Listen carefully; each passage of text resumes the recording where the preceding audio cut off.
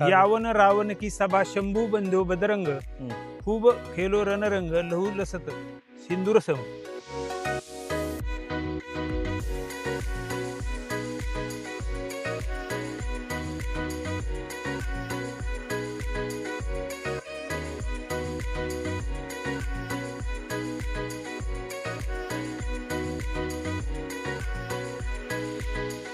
छत्रपती संभाजीराजेंच्या आयुष्यामधला तो जो प्रसंग आहे त्या प्रसंगामध्ये ह्या वास्तूचं एक महत्व आहे.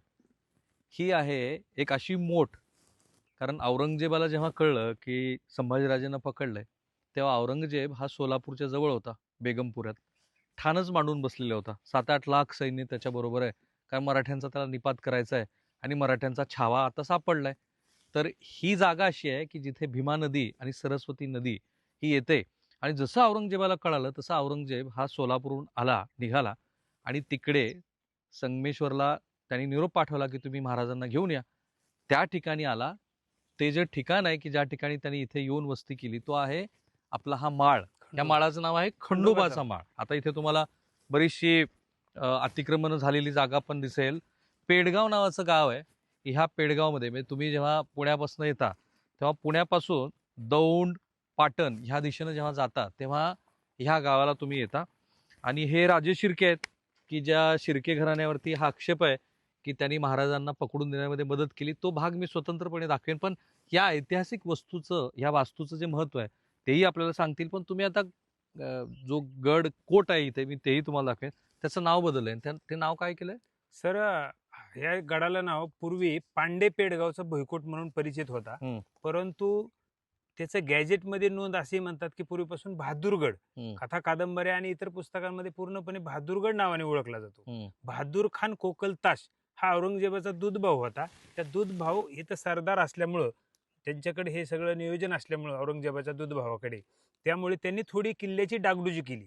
नाहीतर हा पूर्वीचाच पांडे पेडगावचा भुईकोट यादवकालीन किल्ला आहे. परंतु ह्याची थोडीशी डागडुजी केल्यामुळे त्याला नकळत बहादूरगड त्यांच्या नावावरून साधर्म्य बहादूरगड असं नाव पडलं. परंतु शंभू भक्तांनी बऱ्याच वर्षापूर्वीपासून संभाजी महाराजांचं जे बलिदान आहे राष्ट्रासाठी, धर्मासाठी असेल, राष्ट्रासाठी असेल किंवा इतर देशभक्तीसाठी असेल, स्वराज्यासाठी असेल, ते सर्व चांगल्या प्रकारे उत्तमरित्या चोख पार पाडलं. त्यामुळं शंभू भक्तांनी या किल्ल्याचं नाव धर्मवीर गड असं केलं. म्हणजे ज्या शिर्केवरती, तुमचं पूर्ण नाव आधी सांगा. शिर्के. मी लक्ष्मीकांत गणपतराव राजे शिर्के.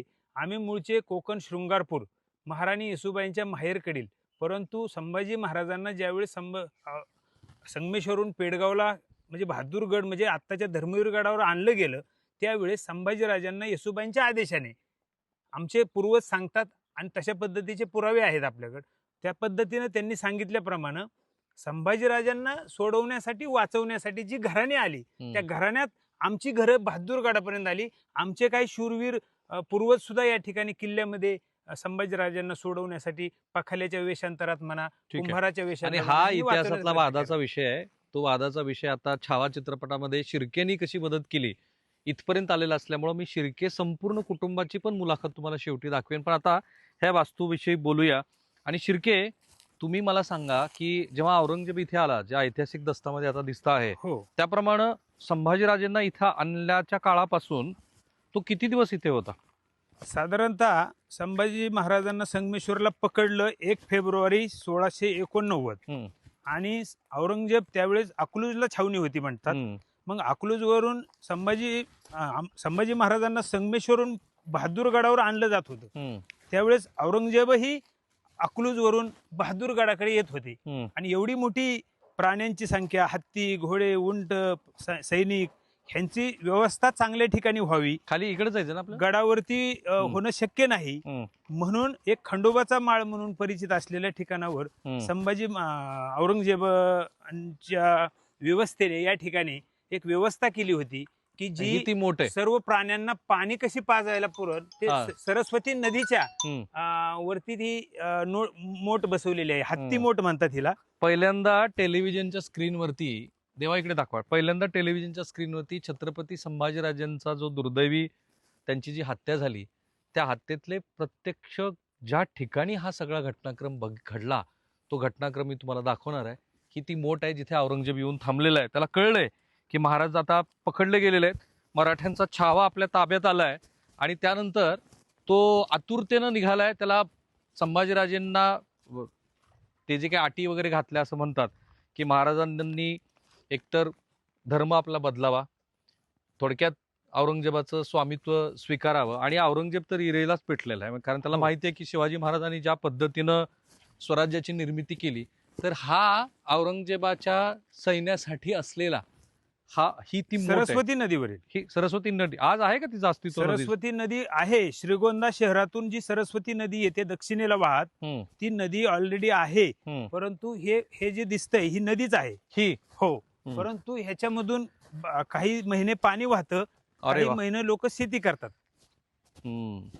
आता ही जी मोठ आहे बघा ना, किती नदीचं पात्र खूप मोठं होतं, परंतु खरी नदी आता तिकडे राहिली थोडी. नद्याने आपल्या जागा सोडल्या, कारण अतिक्रमणही झाली. आता नदीच्या पात्रातच प्रत्यक्षात शेती आहे. तर ही किती भव्य मोठ आहे बघा बरं. ही मोठ दाखवा ना. ही मोठ ही तुम्हाला दिसत असेल. खरं तर पाणी व्यवस्था होण्यासाठी ही तात्पुरती स्वरूपात औरंगजेब येणार असल्यामुळे ही हत्तीची मोठ त्या काळामध्ये अर्जंट बनवली होती, नियोजनपूर्व आधी. बर 2 महिना आधी. अच्छा, 2 महिने आधी बनवलेली होती. 6 महिन्यापूर्वीपासूनच औरंगजेबाला छंद लागलेला होता की मी संभाजीराजांना पकडणार, बहादूरगडावर आणणार, असे पूर्व नियोजनच असावे. त्यामुळं या ठिकाणी हत्तीच्या मोठाची व्यवस्था केली, जेणेकरून प्राणी, माणसं, जनावर सर्व त्यांचं सैन्य यांना पाण्याची व्यवस्था होईल, पाणी पुरवठ्यासाठी. आणि हा औरंगजेब इथे किती दिवस आहे? आणि इथे जवळजवळ 15 दिवस आहे. आणि 15 दिवस संभाजी महाराज सुद्धा आहेत. मग संभाजी महाराजांचं पुन्हा तुळापूरला मग 15 दिवसांनी तुळापूरला हलवलं होतं. आणि दुर्दैवाने संभाजी महाराजांची आपल्याला माहिती आहे की इतिहासामध्ये जी नोंद आहे की अत्यंत अन्वित असा त्यांच्यावरती अत्याचार केला. त्यांचे डोळे काढले, त्यांच्या शरीरावरची सगळी साल काढली आणि त्यांची धिंड काढली. तो जो प्रसंग घडलाय ना, ती ही जागा आहे. ती जागाही मी तुम्हाला दाखवतो, ज्या गडीचा त्यांनी उल्लेख केला. त्याला भुईकोट किल्ला ते म्हणतात. ते 100 एकरवरती वसलेली, आजही असंख्य मंदिरं असलेली ती गढी आहे. ती गढी पण आपण बघू. पण शिर्के, तुम्हाला आता ज्या पद्धतीने इतिहासात चित्रित केलं जातंय त्याबद्दल ऐतिहासिक दस्त जर बघितले तर रियासतकार असतील किंवा आता शिवाजी सावंतांचं फिक्शन आहे असं जरी आपण गृहीत धरलं, छावा, तरी सुद्धा सगळा जो दोष आहे तो शिर्केवरती, म्हणजे तुमच्या पूर्वजावरती आहे. आणि बाय द वे, सगळ्यांना सूचना अशी आहे की आत्ताची शिर्केची जी पिढी आहे ना, ती स्वतः कर्तृत्वान आहे. बीजी शिर्केंची किती मोठी पुण्यामध्ये फॅक्टरी आहे. त्या पिढीनं आत्ता इतिहासात घडलेल्या गोष्टीबद्दल त्यांना दोष देण्यात काय अर्थ आहे हे एकदा शांतपणे समजून घेऊ. पण तुम्हाला त्याचा प्रतिवाद करायचा असेल तर प्रतिवाद ह्या पातळीवरती करावा लागेल की तुम्हाला दाभोळचं वतन हवं होतं ना शिर्क्यांना. दाभोळचं वतनाचंच भांडवल करून संभाजी महाराजांना गणुराजांनी पकडून दिलं, असा म्हणजे कारस्थान्यांना ते भांडवल गावलेले. मुळात ते भांडवल झालं. घरगुती जी भांडेला भांडग असतं म्हणतो आपण, नात्यात कुरबुरी होतच असतात, परंतु त्या छोट्या मोठ्या नात्याच्या कुरबुरीतून ह्यांचं भांडवल वापरून मोठा कलंक लावण्याचं काम गणोजी राजेंवर केले. खरं म्हणजे शिर्क्यांच्या बरोबर शिवाजी महाराजांनी साटेलोट केलेलं आहे. येसुबाई ह्या शिर्क्यांच्या, म्हणजे संभाजी महाराजांची पत्नी महाराणी येसुबाई ह्या शिर्क्यांच्या. महाराजांनी येसुबाईंना संभाजीराजेबरोबर त्यांचा विवाह केला आणि आपली कन्या राजकुमार ती शिर्क्यांच्या घरामध्ये गणोजी राजेंना दिली. गणोजीराज हे साटेलोट्याचं नातं आहे शिर्क्यांबरोबर. तरी सुद्धा शिर्क्यावरती हा आरोप आहे की त्यांनी दाभोळचं वतन मिळावं ह्यासाठी खुद्द स्वतःच्या वतन वगैरे कुठे मिळालेली नोंदच अजून त्याबद्दल मी नंतर बोलू, काल्पनिक आहे. नाही ठीक आहे. पण संभाजीराजेंना स्वतःच्या सख्या मेवण्याला पकडून दिलं हा शिर्क्यावरती आरोप आहे ऐतिहासिक पुराव्याच्या आधारे. अर्थात त्यात पुन्हा काही ब्राह्मण कारकुनांनी संभाजीराजेंना पकडून दिलं असाही उल्लेख एका ब्रिटिशांनी लिहिलेल्या पुस्तकामध्ये आढळून येतो आणि तोही इतिहासामध्ये आहे, म्हणून त्याची मांडणी आपण करावी लागते. आणि त्या ब्राह्मण कारकुनांनी ह्यासाठी संभाजीराजेंना पकडून दिलं असं म्हणतात कारण त्यांचा कवी कलशावरती विरोध होता. हे तेच कवी कलश आहेत की ज्या कवी कलशामुळं शिर्के घराणे आणि संभाजीराजे यांच्यामध्ये युद्ध पण झालंय आणि शिर्क्यांच्या अनेक जणांची ह्या युद्धामध्ये शिरकाण झाली असं म्हणतात. बघूया. पण प्रत्यक्षात संभाजीराजेंचे डोळे जिथे काढले, त्यांच्या अंगावरची साल काढली, ती जागा आज महाराष्ट्र पहिल्यांदा बघणार आहे NDTV वरती. संभाजीराजेंचा तो जो प्रसंग आहे की औरंगजेबाने त्यांना पकडलाय, तो प्रसंग हा शौर्य, गद्दारी आणि विश्वासघात, पण त्याबरोबरच स्वाभिमान ह्याचं एक मूर्तिमंत उदाहरण आहे. संभाजीराजेंचे डोळे काढलेत, अंगावरची साल काढली आहे, अन्वित त्यांच्यावरती अत्याचार सुरू आहे. आणि औरंगजेबाने जिथे संभाजी महाराजांची धिंड काढली ना 15 दिवस, तीही ती जागा आहे की जिथून संभाजी महाराजांना औरंगजेब गावासमोर, म्हणजे तो जो माळ आपण बघितला, बरोबर आहे ना शिर्के? हो, माळ, तर खंडोबाचा माळ. खंडोबाचा माळ. खंडोबाच्या माळाहून ह्या प्रवेशद्वारातून राजदरबारापर्यंत नेलेले आहे दिंड काढत. आणि ते अंतर किती आहे? साधारणतः एक 3 किलोमीटर आहे, 2.5-2 किलोमीटर. 3 किलोमीटर अंतरावरती तो जो माळ तुम्ही बघितला. आणि हे सगळं आज पहिल्यांदा महाराष्ट्र बघतो आहे. त्या माळापासनं तो उत्तरेचा जो आत्ताचा ते प्रवेशद्वार तुम्ही बघितलं, त्या प्रवेशद्वारापासनं या ठिकाणावरून महाराजांना नेलेले आहेत. ऐतिहासिक ते जे दस्त आहे, तुमची टोपी काढा, त्या ऐतिहासिक दस्ताप्रमाणे तो जो प्रसंग घडलाय, पुढे चला, तर त्या प्रसंगामध्ये आधी डोळे काढलेले आहेत, नंतर दिंड काढली आहे, का कसं आहे? नाही, हा. काय होतं सर की संगमेश्वरला पकडल्यानंतर संभाजी महाराजांना बहादूरगडावर आणलं, म्हणजे आत्ताच्या धर्मवीर गडावर आणलं, म्हणजे जिथे आपण चाललो जातो. हो. हा. आणि मग ते खंडोबाच्या माळावर फक्त सर्व जनावरांसाठी ती व्यवस्था केली होती, माणसांसाठी व्यवस्था केली होती. भरपूर लोकसंख्या होती त्यांची त्यावेळी छावणीची औरंगजेबाच्या. त्याच्यामुळं या ठिकाणी संभाजीराजांना अगोदर काहीच केलेलं नाही. तिथं आणलेले औरंगजेबाची छावणी आली होती तिकडे अकलूजवरून, आणि संभाजीराजांना थेट ह्या प्रवेशद्वारात आणलं. म्हणजे पूर्णपणे दिंड काढून परिसरात, किल्ल्याभोवतीच्या परिसरामध्ये दिंड काढली. त्यावेळेस साखळदंडाने बांधलेलं होतं, मरकुड्या उंटावर होते. त्यानंतर त्यांना जे काही सगळं अच्छा, मला सांगा, तुम्ही ही ज्योत घेऊन चाललाय, थांबायचं आहे का नाही ज्योत घेताना? चालत. इथं माहिती आहे का तुम्हाला संभाजीराजांचं इथं काय झालं होतं? ते अटक केली ह्या गावामध्ये ना. तर आज ही मंडळी इथून ज्योत घेऊन जात आहे. तर महाराजांची इथे दिंड काढली, 3 किलोमीटर अंतरावरती त्यांना चालत नेलं, साखळदंडाने बांधलेलं आहे. आणि त्या अवस्थेमध्ये संभाजीराजे चाललेले आहेत. आजूबाजूचे लोक त्यांना बघतच असणार. हो, पूर्ण गावा परिसरामध्ये आणि पूर्ण संगमेश्वर पासून किल्ले धर्मवीरगड बहादूरगडापर्यंत जे आता तुम्ही लोकांवर दहशत बसावी म्हणून प्रचंड वेदना देत तिकडून आणलं होतं. परंतु जास्त प्रमाणात दिंड बहादूरगडाच्या परिसरामध्ये केली, जिथं आज आहोत त्या परिसरामध्ये.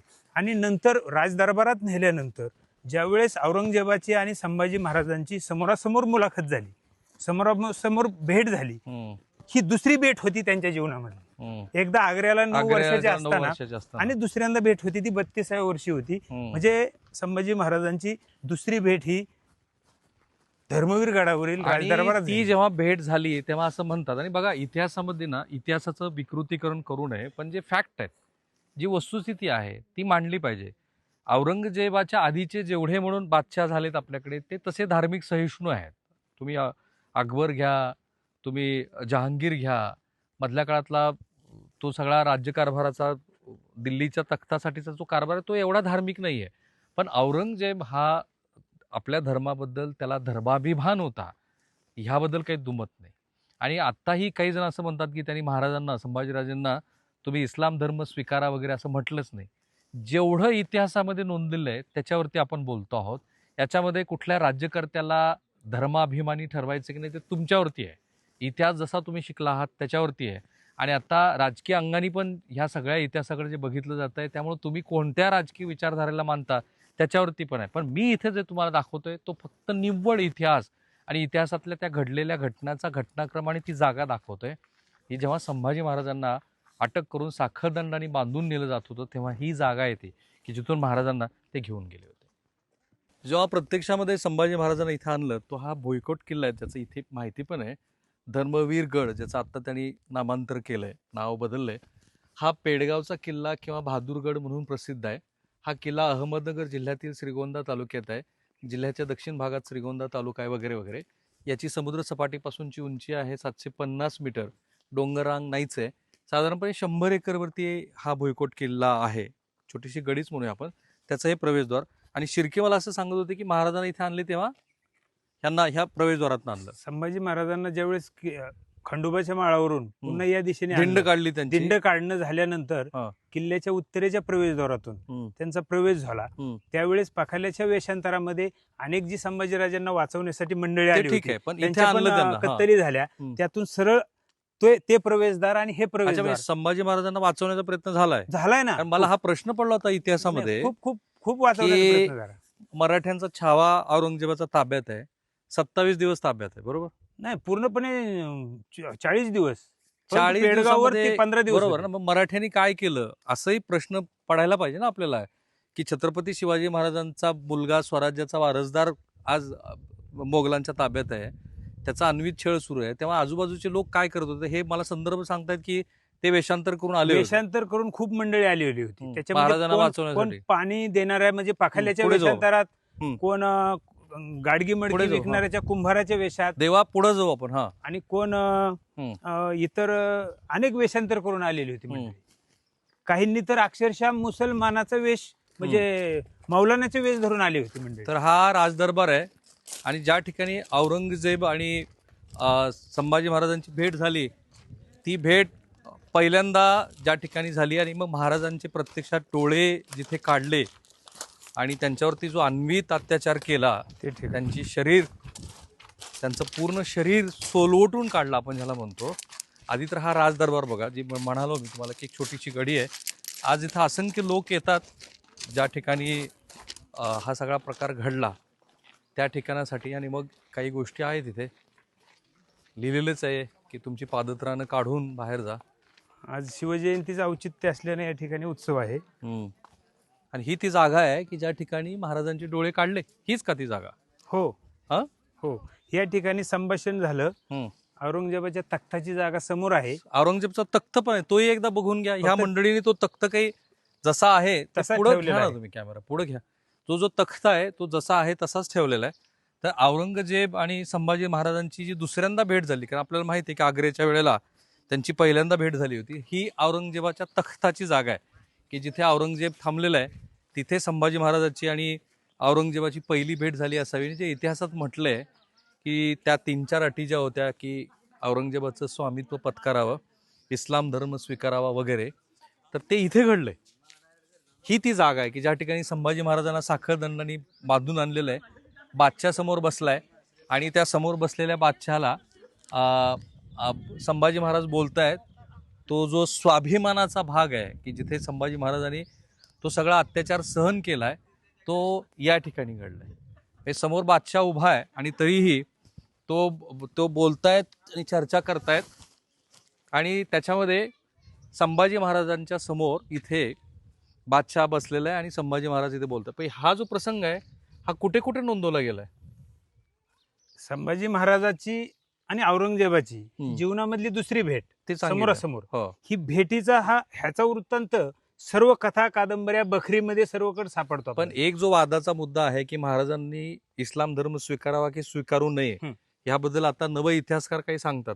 इतिहासात लिहिलेलं आहे ना की महाराजांनी इस्लाम धर्म स्वीकारावा असं नाही, आठ होती. त्याच्या वेळेस त्यांनी भरपूर अटी टाकल्या होत्या. स्वराज्याचा खजिना असेल, तुम्ही आमच्या धर्मात या, किंवा आम्ही तुम्हाला मनसबदारी देऊ वगैरे अनेक त्यांच्या पुढे आमिषे दाखवली औरंगजेबाने. परंतु संभाजी महाराजांनी ते स्वीकारलेले नाहीत. उलट बाणेदार उत्तर ह्या जागेवरून दिली. म्हणजे त्यात एक खोटा त्यात घातलं की तुझी माझी मुलगी देतो वगैरे, मग तुम्ही जावाई करून. संभाजीराजे आणि औरंगजेब हे इथे दोघं किती दिवस आहेत? महाराजांना इथे किती दिवस ठेवले? इथं औरंगजेब समोर मुलाखत झाल्यानंतर, ऐकत नसल्यानंतर परत त्यांना पाठीमागच्या महालांमध्ये जवळपास इथंच कैद करून ठेवलं. हे महाल हो. जिथे संभाजीराजांना कैद 15 करून दिवस ठेवलं. होते बर. पूर्णपणे या 15 दिवस.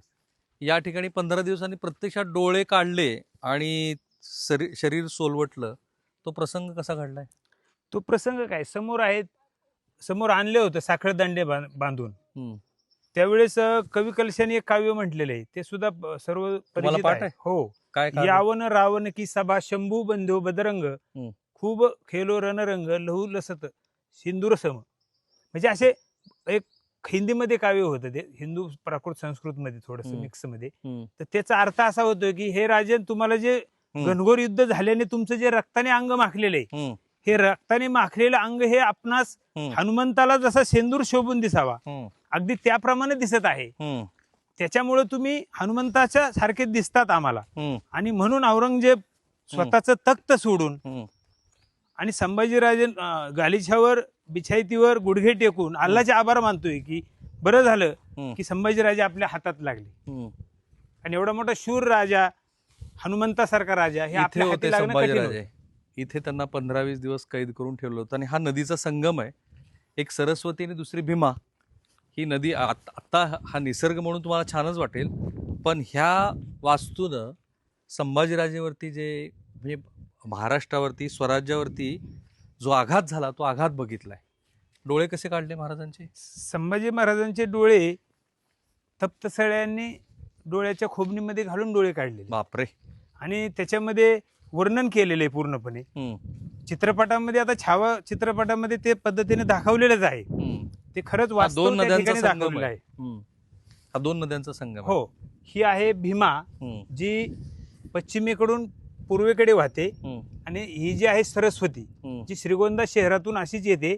हत्तीच्या खंडोबाच्या माळाच्या हत्तीच्या मोठ्याला लगतून ती अशी दक्षिणेला वाहते. त्या ठिकाणी जी कुरण आहे बेट, ते त्या ठिकाणी संगम आहे. आणि मग इथे खोबणी मध्ये महाराजांच्या सळ्या घातल्या. सळ्या वगैरे घातल्या. त्यानंतर त्यांचे पहिल्यांदा डोळे फोडण्याचं एक कारण होतं.